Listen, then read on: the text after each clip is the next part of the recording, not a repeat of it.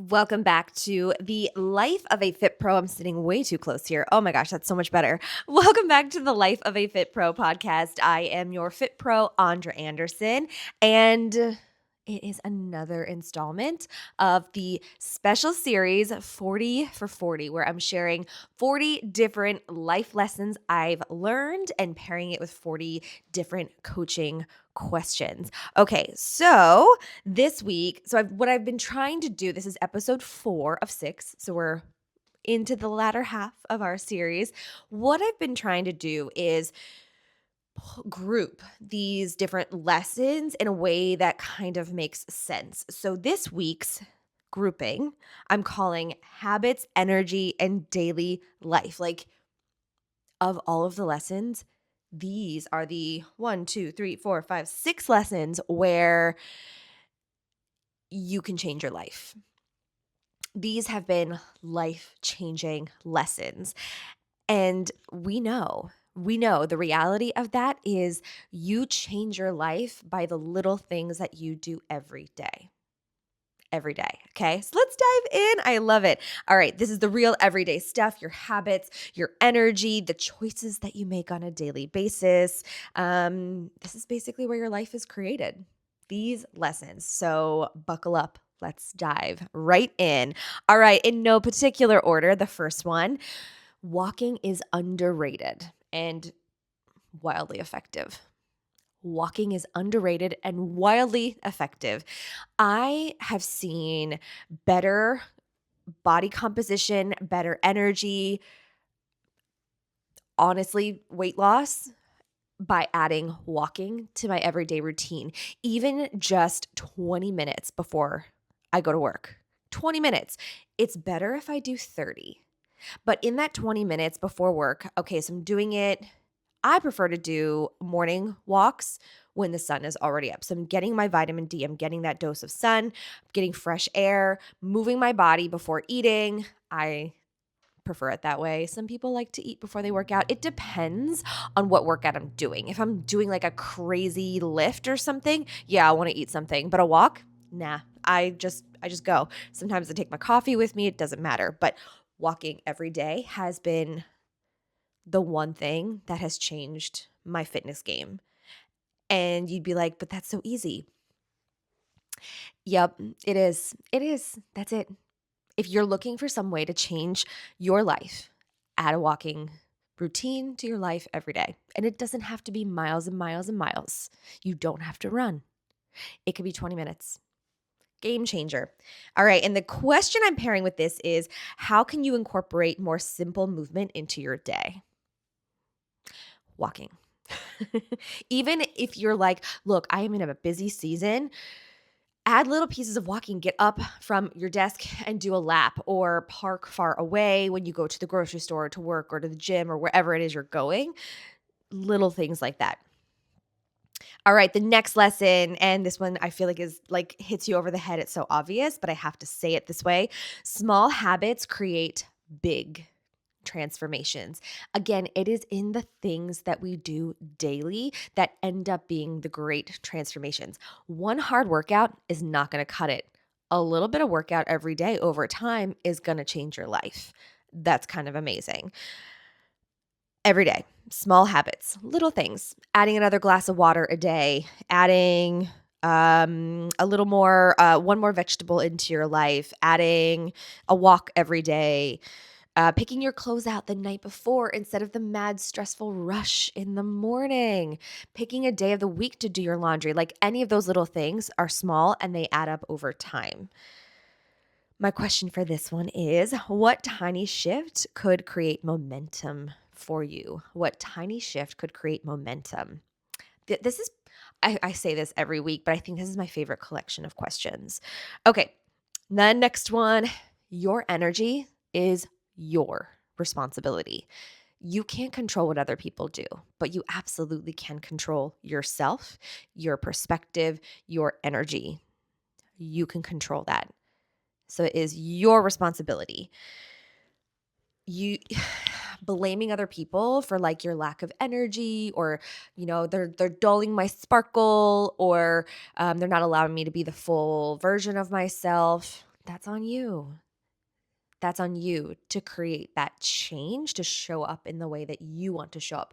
Again, you can't control what people say or what they think or what they do, but you can control what you say and what you do.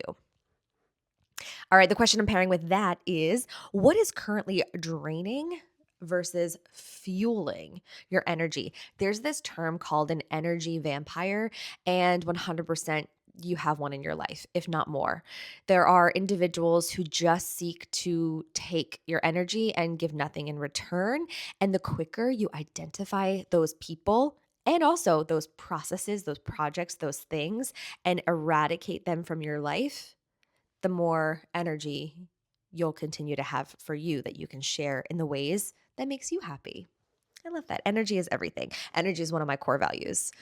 Energy, flexibility, and creativity. Those are my core values. If you've ever wondered what your core values actually are, that's one of the processes that I use in my coaching strategies. I can help you identify your values and not only identify them, but learn how to utilize them in order to create the best version of yourself, to change your daily habits, to change your life, to reach your goals.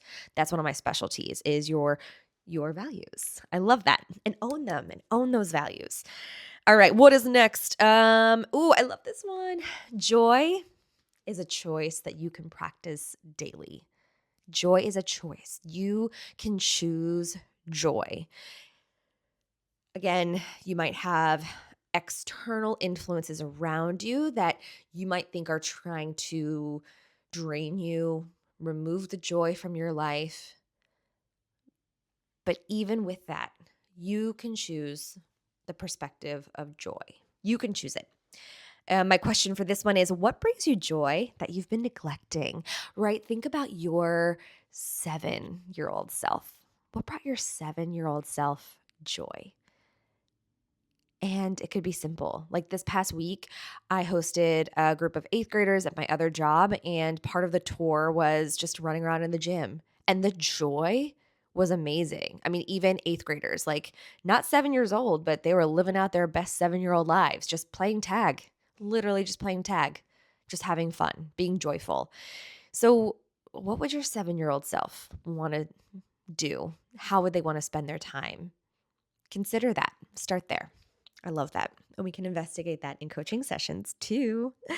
Let's see. Oh, I have 7. 1, 2, 3, 4, 5, 6, 7. I'm so sorry. I thought I had 6. Okay, so there's 3 more. Ooh, showing up imperfectly beats not showing up at all. This is so true in the fitness world. Like there are days that I don't want to. I have my life planned out, my fitness mapped for the week, and there are days that I just don't want to go to the gym. So here's what I do instead. I'm like, what do I have to give right now? And sometimes it's a big walk, like a big loop around the parking lot where I work, which is about a mile, maybe it's 2 loops. This week, there was one day I just really didn't want to work out, but I knew I needed to do some strength. Like I have the discipline when the motivation fails. So I changed the scenery. I did a walk outside, and then I went to our outdoor pickleball courts with like the sun on me like a little lizard, like so warm and toasty, and I did a body weight strength set. Nothing fancy, but I did it. And I could have easily just thrown in the towel. Like my goal was to do a weight session that day for strength. And I could have just said, no, I don't want to do it at all and done nothing. But instead, I was like, how can I show up that equals the 100% version of me today that isn't necessarily the one that I planned for? And that was better than doing absolutely nothing. The same is true of classes. I cannot tell you how many times people have said to me, I'll come to your yoga class when I'm more flexible. Like, that's the whole point of coming to class is to build flexibility over time. You're obviously not doing it on your own. Like, be honest with yourself. You're not doing anything about it. Might as well come to class where you can learn a few techniques, right? I just don't get it. I mean, I do. I get it and I don't get it at the same time. All right, my question for this is, where are you waiting for perfection before starting? Because you ain't never going to be ready. You just make the choice to be ready. You're never going to actually be ready. You just do it. All right, we got two more. Let's see. Mm-mm-mm. What you do consistently matters more than what you do occasionally. Consistency over everything. Again, you could go have like one amazing set in the gym, one. And that one amazing set means absolutely nothing if you never do it again. It's just like, oh, your body's like, what was that? That was a fluke. We don't normally do that. That's not something we normally do.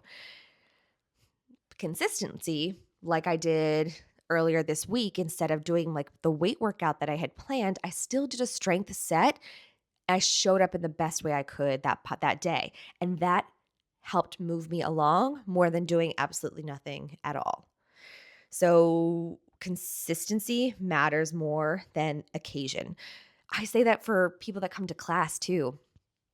I'll have somebody come to like one boot camp class and then be like, I don't feel stronger. I'm like, well, obviously you came to one class. You have to come back. You have to be consistent with it. You have to keep moving your body. You don't want to just do it one and done. And that's something else that I see. Like if you put all of your effort and energy into one workout and you go balls to the wall and you lift way heavier than you probably should, and then you get really, really, really sore to the point that you really can't move, you can barely sit down, you can't climb the stairs, that's not good either. We need to stop chasing that because that is detrimental. Then you don't want to move at all for like a week or maybe even a month. Like that could be the thing that stops you from going back. So doing just like 1% more instead of like 25% more. Add one weight. Go 1 inch deeper. Just a little bit, because that allows you to keep showing up consistently instead of it just being like an occasional thing that you do. If you're looking for a change, if that's your goal, all matters about your goals. My question for this is, what patterns are you reinforcing daily? Because we know showing up a little bit every day matters more than just on occasion. All right, the last one for this grouping of habits, energy, and daily life. Your environment influences your outcomes, so choose it wisely.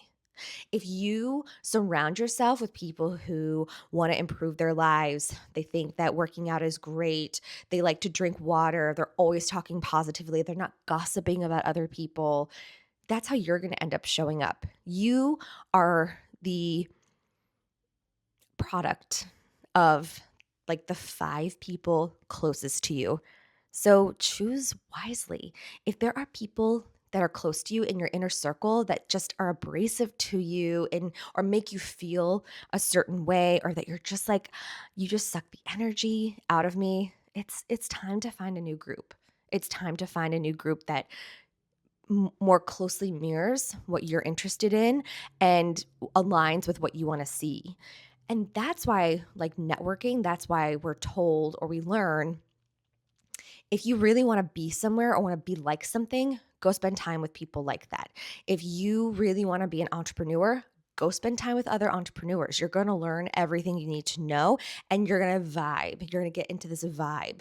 Like our community, our fitness community, we all chat before and after class, and there's this really energetic, happy, positive, supportive vibe, and you just feel like a better person because of it.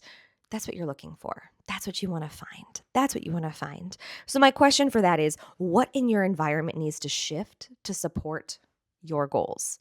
And don't be afraid of making this shift. It's okay. I think it's okay to burn bridges. I don't care. I'm 40. I can say that now. I don't feel guilty. I don't feel guilty. You have to show up for yourself because nobody else will show up for you the way that you will. It's so true. It's so true. All right. You don't need to overhaul your entire life, right? This set of lessons is really about the small shift. What can you change 1%? What can you do just a little bit differently tomorrow versus what you did today? How can you show up just a little bit more each day, or just a little bit, or the 100% that makes sense on that day? Because you're not going to show up the same way every day. That's just, lots of factors are preventing you from doing that. All right, pick one habit, one energy shift, one small change, and start there. All right.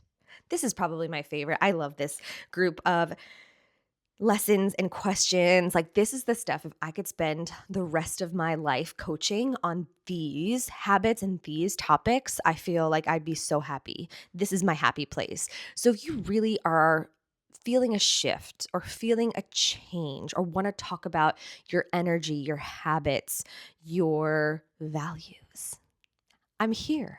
Let's chat. I really would love to coach with you, and you deserve it.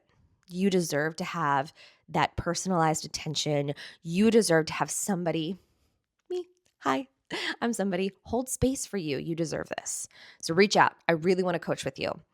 And we'll be back next week with another set of lessons and questions. We have 2 more episodes of these. Man, 40 is a lot, right? That's 4 decades of lessons. Like, that's a lot. That's a lot. Thank you for going on this journey with me. And make sure you comment, like, subscribe, reach out for coaching, come to classes. I'd love to see you. I'd love to chat with you. And see you next time. Bye.